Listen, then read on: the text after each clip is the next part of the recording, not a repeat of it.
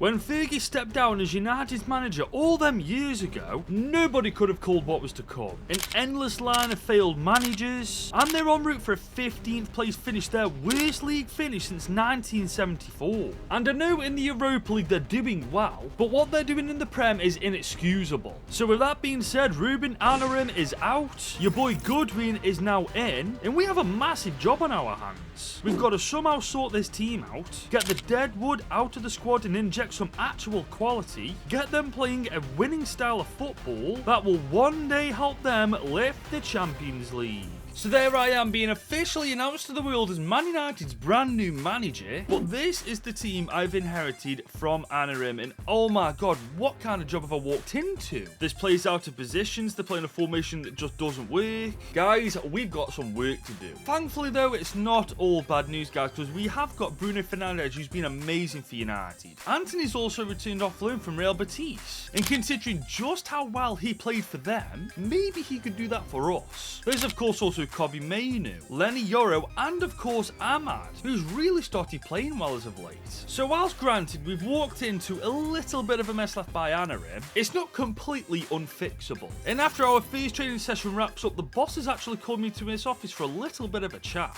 Goodwin, welcome to United, but I don't want to beat around the bush, I want to be straight with you. You've taken possibly the hardest job in the world. We finished 15th last season, we didn't win the Europa, we're in debt, and morale is really low. So this year isn't about where we finish or what we achieve, it's about building an actual team. You need to get rid of the dead wood and bring in some long-term talent. If you can get us European football, great, but if you don't, it's not a concern. Now I'll be real, I didn't expect that. You'd assume with this United squad they expect European football, but no, they want me to focus on the team rather than where we finish. So now it's time to go through the squad up and try to figure out who's the dead wood and who we can actually keep around long term. Now I definitely think Sancho is deadwood. I mean, he doesn't even want to be here. Neither does Rashford. Mason Mount's also deadwood. And it's a damn good job Casemiro's retiring, because trust me, I'd be selling his ass as well. Instead though, I'm getting rid of all of these players, 2 of which are going out on loan. To be fair though, considering we only have 88 million because the amount of debt that Man United are in, selling all of these players on might just help us to not only rebuild the team, but get us a decent finish by the end of the campaign. And just like that, I've managed to sell every single one of the players I wanted to, giving us 226 million to spend now, which considering we're in debt isn't bad at all. Now financially we're looking amazing, but tactics wise not so much, but now we're going to use the 3-4-3 flat with a counter-attacking build-up style and a really deep line. And when we're on the ball guys, this is indeed how it's going to look. We're going to have Yoro and De Ligt being ball-playing defenders, which is going to be crucial, getting the ball out to the wings on the counter. Bruno's going to be a playmaker roaming in the midfield. We've got Dorgu being a wide midfielder defending. We're going to have Ahmed being a balanced wide midfielder. I think given time this will work. As you can see though guys, the team does need a little bit of work, but that's where that money comes in. So we're using it on a better keeper than Onana because quite frankly he's absolutely ass. We need a much stronger striker than Højlund up top, and we need a right midfielder for Garnacho. Now granted, I get it, he's got a lot of potential, but I want to give Ahmad a chance in the inside forward role alongside Anthony, especially him to be fair guys. After his stint at Betis, he's coming back with a point to prove. The thing is though, whilst we do have all this money, we're not exactly an attraction right now, are we? I mean, you heard the boss, we're in debt, we didn't win the Europa League, and we finished 5th last year. So whilst we might get some big players, I think we should take the boss's advice. We need to think a bit more long term with some positions. And that's exactly why for the striker role, I've gone for Ajax's Brian Brobby for 29 million. As you can see, he's fast, he's got a good eye for goal, he's got decent dribbling and physicality. And because he's only 23, he's got a lot of time to improve. I will say though guys, with Onana and Garnacho's positions, I don't think the answer's youth, I think the answer's experience. And that's exactly why I've just signed Sane for 40 million. I know, he plays for Bayern, but just hear me out. With the stats that he's got, he'll play the perfect support role for Amad Diallo. Plus, we've just paid him a whole load of money to join us, so he's going to be happy to be here. And finally, for that goalie role, I signed one of the most underrated keepers in the Premier League in Jordan Pickford. I know this is a wild card, but again, just hear me out. We all know how good he is for England England when he's got a good defence in front of him. And not only is our back three better than Everton's in my opinion, I think it'll work well because we're on a deep line, and when Pickford gathers the ball, he'll be able to throw it straight out for a counter. Now granted there's 122 million left to spend, but I want to save this till January now. Because honestly, whilst I'm happy with the squad and how it looks right now, there's no saying what I've done is going to work. One thing though guys that I have done that's worked is convert Luke Shaw to a centre back. He's now gone up to 81 rated. And I've done this because Lisandro Martinez is not only injured, but he's going to be injured for another 3 months. So it helps to have that quality depth. But now that the team is sorted till January at the very least, it's time to see how they actually get on in action. And we had a solid first test as our first game of the season was against top 10 finishers last year, Fulham. And usually I'd be confident, but this is Man United we're dealing with. So far though, so good, as Brian Brobby got his first goal for Man United on his debut. However, almost straight after, Vinicius got one for Fulham. In the second half though, Brian Brobby set up Kobbie Mainoo for a lovely little finish. Guys, so far Brobby looks like a good signing. I mean, in his first game he almost scored a goal of the season contender. And after a great last minute save from Pickford, we got the full 3 points. Which is a great start to our journey with United, but one big problem with them over the years has been consistency. And we were really going to be challenged next as we were facing Nottingham Forest. However, this time it wasn't a good start, as Mitrovic 27 minutes in put Forest 1 ahead. Thankfully though, for the second half, on the counter-attack, Amad Diallo scored a gorgeous goal. But then in the dying embers of the game, Forest split our defence apart to grab all 3 points. I know we're only 2 games in, but we still got so much work to do. And it just wasn't going to get any easier, because next up the boys in red faced off against the Gunners. And in the early stages we were really tested because Arsenal not only rattled the ball, they forced a great save from Pickford. And then shortly after, they netted home their first goal. But then out of absolutely nowhere, Kobbie Mainoo rocketed home the equaliser. Seriously, where the hell did that come from? However, it didn't mean much as straight after Saka got one back for Arsenal. We're just fighting an uphill battle, aren't we? And it got even worse because he got another one before half time. And in the second half, Brobby came so close to scoring. I mean, how unlucky is that? Finally though, with 20 minutes to go, Ahmad got one back. That goal, however, meant nothing as Jesus got the 4th goal for Arsenal to wrap up the game. And we pick up yet another big loss. And that leaves us 13th in the Prem after 7 games. Yeah, it's not a good start, is it? We, however, weren't totally useless as we picked up a 1-0 win over the Blades. We then, however, lost 2-0 to Crystal Palace. And we got battered by Newcastle United. And that halfway through the season means we're 15th in the league. And we're not actually far off relegation. And that's led to a meeting with the boss, and he does not look happy. I know we said we don't mind where you finish, but we expected at least a little bit of progression. So I'll put it to you like this: if you don't get at the very least a top 10 finish come the end of the campaign, you're sacked. You know what guys, that's fair. Realistically, with the quality we got on this team, it should be nowhere near 15th.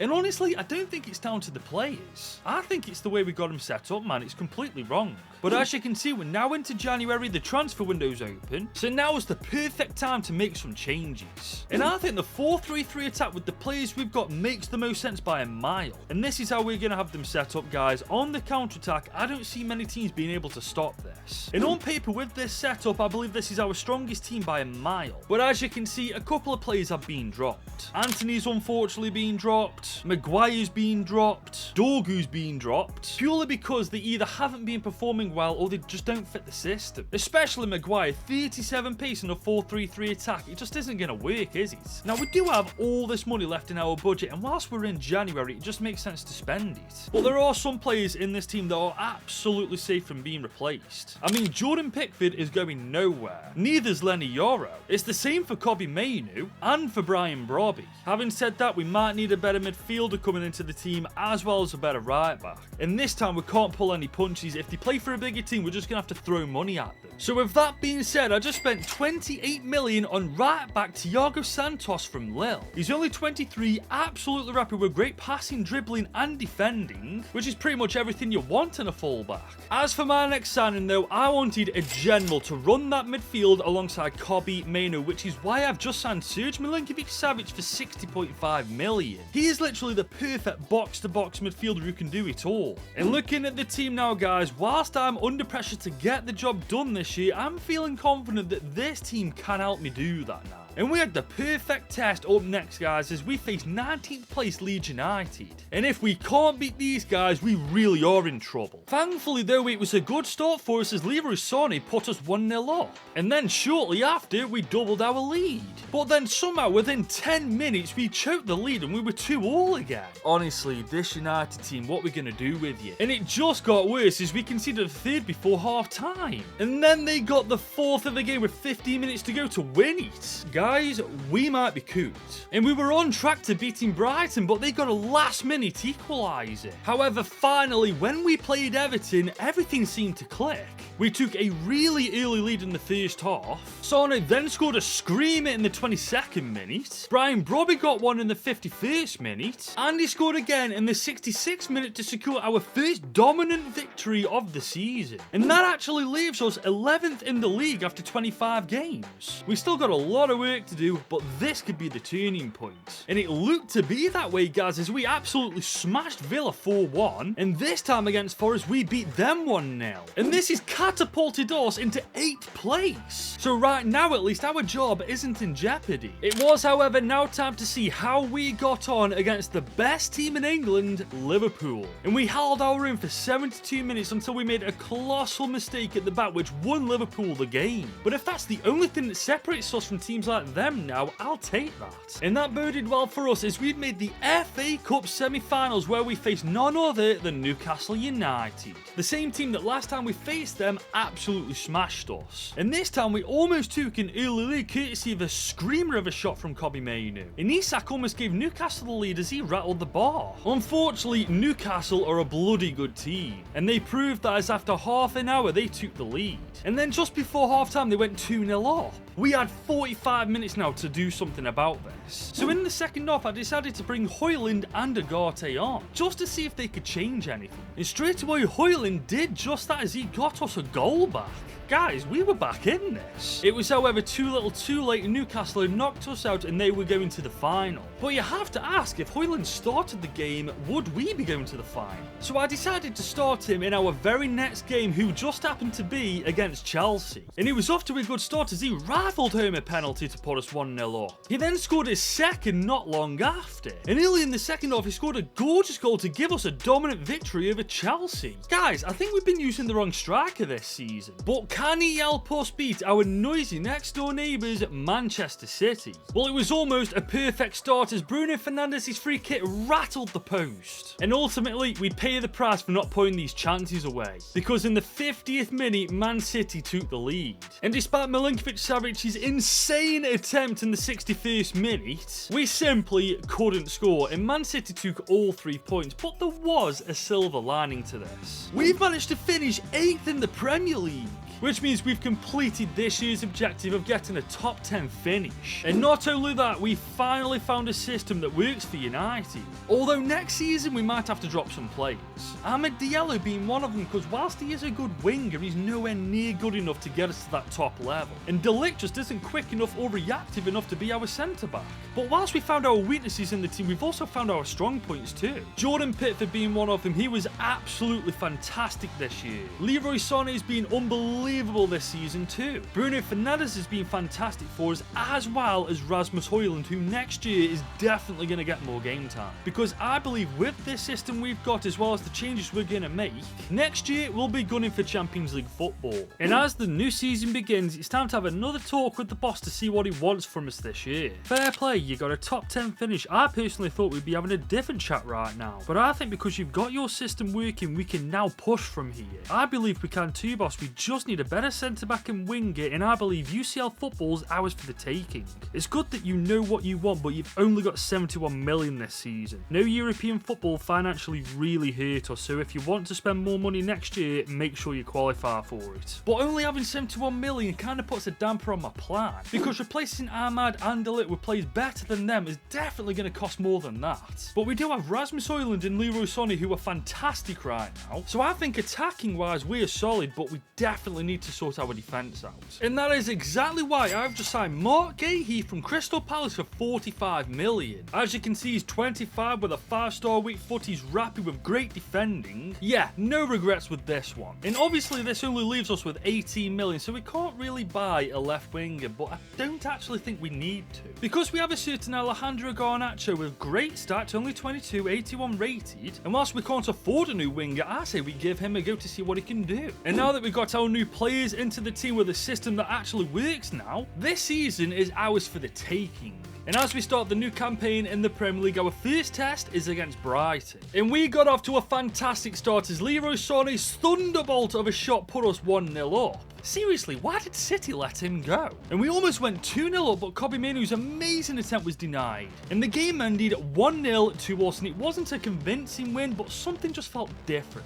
Saying that, Bournemouth ended up battering us. So maybe after all, not much has actually changed. However, this time we bounced back with a very big win over Leeds United. We got a great 3-0 win against Aston Villa. We even got our lip back on Newcastle, beating them 3-1. Everything was going our way, and for this reason I wasn't just focused on the Premier League. I was also eyeing up another FA Cup run, and after easily sweeping Charlton aside, we booked our place in the next round. And that's where we'll play Sunderland in round 4. But we need to focus on the Premier League again, because we're 9th after 21 games, 9 points behind Chelsea. I'm not worried in the slightest, but we do need to sort this out. And a good start would be getting 3 points against the Gunners. And for the first time in charge of United, that's exactly what we did. Courtesy of an absolute thunderstrike from Milinkovic-Savic, we beat them 2-0. And guys, if we can beat Arsenal, at this point we can beat anybody. We went on to smash Bournemouth 4-2, we swept Millwall aside easily in the FA Cup, and we got a narrow 1-0 win over Burnley, which now puts us top 6 in European qualification. But now it's crunch time, because we now face the Tractor Boys Ipswich Town in the FA Cup semi-finals. I know that they're not as strong as us as a team, but I am not taking them for granted. But within 5 minutes we went 1-0 up after we were given a penalty and Bruno Fernandes bagged it away. Bruno Fernandes then gave us a 2-0 lead, and finally Garnacho put 3 past the Tractor Boys to finish them off and book our place in the final. However, winning the FA Cup was going to be insanely tough, as we had to face off against arguably United's biggest rivals, Liverpool, to win some silverware. But we were the team to strike first, courtesy of Garnacho just on the stroke of half time. It's safe to say the timing was perfect, because we clearly rattled Liverpool, which led to us getting a goal early in the second half too. We are this close to lifting the FA Cup now, and we were now even closer as Garnacho in 54 minutes got his hat-trick. From here, it was just a case of no stupid mistakes. But we weren't making the mistakes, Liverpool were, as in the 66th, Milinkovic-Savic got his goal, and then we conceded one of the most bizarre goals I've ever seen. Thankfully, at this point, we'd done the damage, as we beat Liverpool 4-1 to lift our first piece of silverware in charge of Manchester United. But the good news didn't stop there, because we finished inside the top 6 in the Prem to secure qualification to Europe. FA Cup and a top 6 finish, not bad at all. Neither of these stats, guys. Garnacho 27-8, Højlund 24-6, 19-18 for Fernandes, 17-10 for Sané. We well and truly have turned this team around. And considering this team next year will finally be back in Europe, I've got a feeling our trophy cabinet at United is going to get a little bit more full. Oh, by the way, very quickly, if you're enjoying this video right now, leave it a like and smash that subscribe button if you're new for me.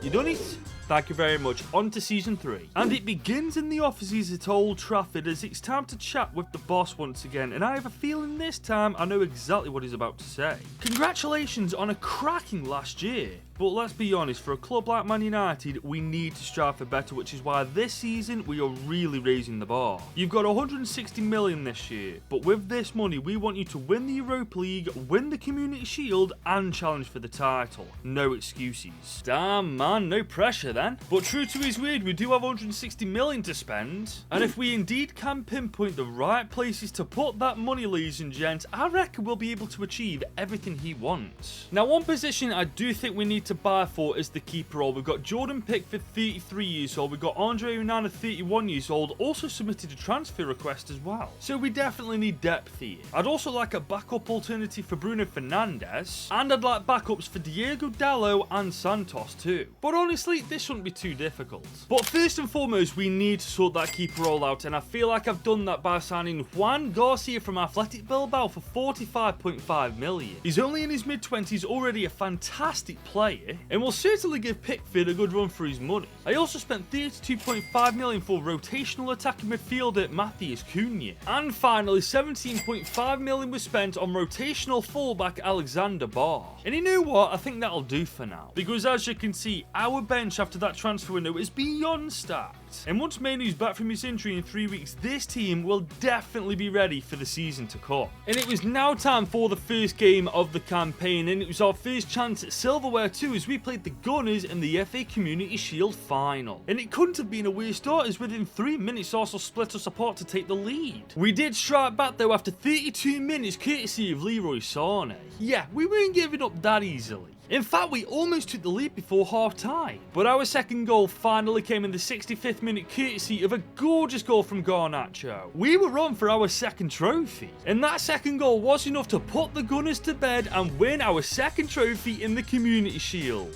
Which all in all isn't a bad start to this season. However, celebrations were short-lived as the new Premier League began with a game against Brighton. But we really took our eye off the ball as Brighton beat us 2-0. And it didn't get any better as after 3 games we were 17th without a win. We can't be doing this, man, not after all our hard work. We need to fix up now as our Europa League journey begins against Olympiacos. And the boss wants us to win this competition, no excuses. But once again, we took our foot off the gas and Olympiacos went 1-0 up. Now, we did get very unlucky with a Bruno Fernandes free kick. But thankfully, we got a penalty due to a handball and Bruno tucked it away. And we would have beaten Olympiacos if Milinkovic-Savic's shot didn't rattle the bar. At the very least, we got a point and we didn't lose, but we can't keep doing this. Thankfully, we began to turn things around after we beat Brentford 1-0 with a great strike from Milinkovic-Savic. We got our first Europa League win because of a brace from Anthony, and we booked our place in the Carabao Cup semis after smashing Southampton. Everything now was going our way.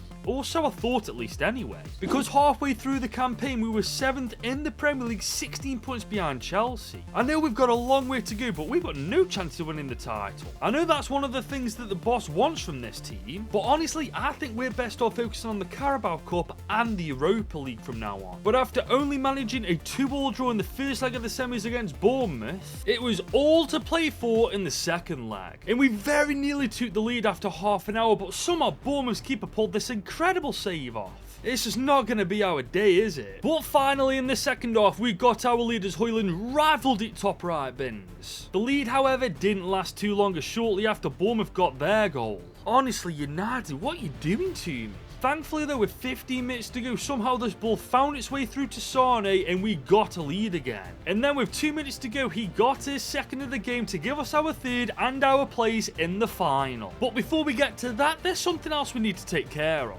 And that was Sparta Praha in the round of 16 of the Europa League, as we've already beaten them 3-1 in the first leg. We just needed to finish them off now. However, early on, things didn't exactly go to plan as they took a 1-goal lead. Shortly after though, we very nearly equalised. And watching that back, I still don't know how that didn't go in. But then things got even tougher. Somehow this is a red card. Somehow though, despite being down to 10 men, we actually played better and got the equaliser. But then Sparta Praha's defender took Højlund out and then got himself red carded. Bro, this game's nuts. But afterwards, we killed the game courtesy of an absolute screamer from Bruno Fernandes. Honestly, we never make it easy for ourselves, do we? However, we now had to focus our attention on the Carabao Cup final, where we face none other than the Premier League leaders right now, Chelsea. And to my surprise, we took the lead with a gorgeous Højlund goal. We couldn't hold on to the lead though, as 9 minutes before half-time, Cole Palmer equalised for them. I mean, come on, who else was it going to be? And we could have got the lead back straight away if Anthony could have put this away. Seriously, how did he miss that? Unfortunately, it really wasn't to be our day, as Chelsea got the winner in the last seconds of the game in the most unfortunate way I've ever seen. I mean, to be honest guys, I'm still processing that. But in football, it doesn't matter how it goes in as long as it goes in, and at the end of the day, that's what won Chelsea the Carabao Cup. And this really sucks for us, but that isn't the end of our season, as we still had the Europa League League to contend with as we face Dynamo Kiev in the quarters. And after the first leg, it's still 1 apiece, which means it's anybody's game. And after 15 minutes, guys, it was Dynamo Kiev's. We did almost equalise 10 minutes before half-time, but Kobe Mainoo's shot rattled the bar. But just shy of half-time, we did get the equaliser courtesy of a Milinkovic-Savic goal, who, by the way, this season's really coming in clutch. And then early in the second half, Garnacho gave us a 2-1 lead. And with Dynamo Kiev being a man down, hopefully this means it's ours for the taking. But despite all of that, Dynamo Kiev still bloody equalised. Honestly, we always have to do things the hard way, don't we? Fortunately though, youngster Kobe Mainoo stepped up for us to put us back in the lead. And as you can see, we all knew how big that goal was. We just needed to hold on to it or add on to it now. And this time we added to it with a Leroy Sané goal, and that was finally enough to book our place in the semis, where we will now face off against VfB Stuttgart. And we are 2-1 up on aggregate, so they're down, but they're not yet out. And this is what I mean, as only 6 minutes in they rattled the bar. And then we did the exact same at the other end of the pitch. But then in typical United fashion, we let them in at the back and they scored. Honestly, at this rate, I'm going to go grey in my 20s. And then with 25 minutes to go, Stuttgart took the lead on aggregate. Thankfully though, Højlund was in the right place at the right time to even the scoreline. But then straight after, we conceded again. And then in the dying seconds of the game, Garnacho sent us to extra time. And that is where absolutely nothing happened, which means both teams are gearing up for a penalty shootout. Guys, I think I'm going grey, do you see that? And Gibbs White stepped up first to put them 1-0 up, and then Bruno slotted it top right. Demirovic went straight down the middle, and Cunha went top left. Furyk stepped up and missed, and Brian Brobby put his away. And then Beltran missed his. So we score this, we're through to the final. It was all in Ugarte's hands, and he slotted it bottom left bins to send us through to the Europa League final. I feel like I've just lived Lyon versus United all over again. And now I've found out we are playing Benfica in the final after they smashed Freiburg 4-1. But after our game with Stuttgart, I'm not taking anybody for granted. And here we go, guys, the final is here, and we have a chance to win United's first European trophy since 2008. But straight away we were under the cosh as 12 minutes in, Benfica rattled the bar. And then in the 25th minute we came close ourselves. And then somehow Garnacho missed this opportunity. But then after the 60th minute there was a breakthrough. And it was from us as Rasmus Højlund powered his way through their defence and got us in front. And the one and only goal from Højlund was enough to beat Benfica and win the Europa League, which was absolutely fantastic. And the good news didn't stop there, because we recovered incredibly well in the Premier League, finishing 4th, which meant no matter what we did in the Europa League, we'd got UCL football anyway. And with just how well this team has performed this year overall, I would say it's about damn time as well. Especially with these stats, guys. Højlund with 39 goal contribution, 29 for Sané, 27 for Garnacho, 15-9 for Milinkovic-Savic, 14 and 13 for Fernandes. They've all kicked it up a gear. And if the board of directors can give this team the investment next year that they deserve, I think our 4th year with United will be the one we make them the best in the world. And as we roll into season 4, it's time for yet another chat with the boss. Great effort last year, Goodwin. Top 4 football, 2 trophies, and almost a 3rd, but that was just unlucky no matter how you look at it. You've got 180 mil to spend this time, and you may not think you need it, but you've got some old players in the team that might need replacing. To be honest, boss, I think that's quite unfair. Leroy Sané, Milinkovic, and Bruno have all been pivotal for us, not only in the rebuilding stage, but last year especially. I might have all this money to spend, but it won't be spent on replacing them. While that's your decision, you're the manager, but ultimately this year we want either the Premier League title or the UCL. No other trophy matters to us at this point, so make sure whatever you do, you get us either one of those trophies. The thing is, even with our biggest season yet in front of us, I don't think we need to spend any money, because despite a couple of these players being a little older, it is still a world-class squad. We have a fantastic striker who can't stop scoring, very good defenders in Mark Gahey and of course Lenny Yoro, and we've got the greatest of all time in Anthony. So for now at least, I don't think we need to bring any players in. But our first game of this season will test that theory, as we are facing Bayer Leverkusen in the Super Cup, last year's Champions League winners, so if we beat them, we're looking good going into season 4. And to my utter surprise, we actually were the ones to take the lead inside 12 minutes. I don't know about you, but I didn't see that coming. And then in the 56th minute, we got our second. And then Rasmus Rasmus Højlund scored an absolute screamer to give us our 3rd goal of the game and to give us the Super Cup. And that win proves, guys, that we don't need to bring any new players into the team. And no, I'm not saying just because we beat last year's UCL winners, we can win it ourselves. Actually, no. Yeah, we can. We definitely can. But we first needed to get past the league phase. And in our first game, we did very well against Ferencvarosi TC, beating them 3-0. We absolutely battered Fenerbahce. We even managed to get 3 points from a very strong AC Milan side, which has led us to a 4th place finish in the UCL league phase. And we're currently 2nd in the Premier League. Although without Chelsea playing, I don't think we're going to win this. But we can win the Champions League, especially when in the round of 16, we are 2-0 up against RB Leipzig after the first leg. And the second leg went like the first leg, as in 16 minutes, Højlund smashed in a goal. To be fair to Leipzig, though, they did fight back in the 32nd minute. But then before half-time, Milinkovic-Savic scored, and so did Rasmus Højlund early in the second half to wrap up a dominant 2 legs. We're in the quarters where we faced Nice. They were proving to be a challenge as we only had a 1-goal lead going into the second leg. However, early in the first half, we extended that lead as Højlund chipped the keeper. But Nice weren't giving up, as just before half-time, they got the equaliser. Thankfully, though, with 10 minutes to go, Garnacho slotted another one past Nice to send us through to the semis. But guys, our semi-final opponents are no joke, as we trail to PSG 3-2 going into the second leg. At this point, though, it's all or nothing for the UCL. But in this game, the boys were up for it, and Leroy Sané equalled the scoreline 12 minutes in. And then just 15 minutes later, he put us in front. However, just 4 minutes later, PSG got an equaliser. I bloody knew that was too good to be true with United. And on the 40th minute, we came real close to taking the lead again. Garnacho's attempt just went wide of the post. In the second half, though, we did pull away from PSG as Højlund beautifully slotted home. And then, of course, with 15 minutes to go, PSG once again equalised. I'm getting sick of this. However, finally, the winning moment came as Rasmus Højlund scored yet another goal to send us through to the final, which is where, of course, we'll be playing Real Madrid. I mean, after PSG, who else would be left? But honestly, I reckon with the team we've got right now, we can definitely put a great fight up against them, if not actually beat them. And as you can see from the stats, once again, they are unbelievable. Especially Højlund, 48 goals, 7 assists, 87 rated now. What a beast he's turned into. We, however, unfortunately weren't able to win the Premier League. We missed out by 6 points. It looks like Chelsea right now are just on a different planet to everybody. But we can definitely right that wrong right now, as all we've got to do is beat Real Madrid to become the best team in the world. Sané on the ball now. We're going to try and find Kobe Mainoo. We've done really well there. Santos is going to take over.